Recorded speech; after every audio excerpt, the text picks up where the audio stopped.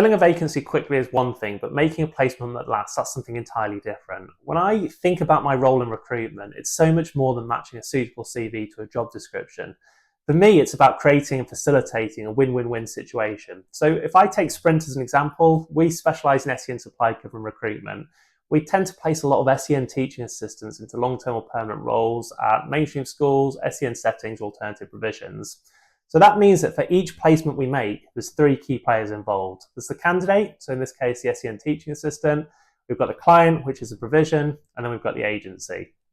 Now, my first job is to try and listen and understand what the priorities are for each of those. So what are the must-haves, what are the nice-to-haves, and what they could live without? And we have to do that for each person, because if you get to a situation where a placement works for the candidate and the client but not the agency, it's not going to last. If it works for the agency and the client but not the candidate, it's not going to last. And if it works for the agency and the candidate but not the client, it's not going to last either.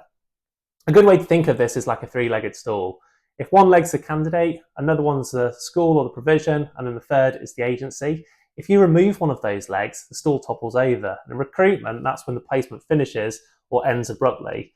But if we can find the sweet spot where everybody's values and their priorities are aligned, that's when you get a placement that sticks. You get a candidate that feels motivated, they're engaged. The school gets somebody who is adding genuine value to the team. And then the agency, they get to keep doing what they do best, which is finding the right people and making sure they're in the right roles. So if ever you've had a placement or a position that ended earlier than you thought it was, it's probably because the sweet spot wasn't found.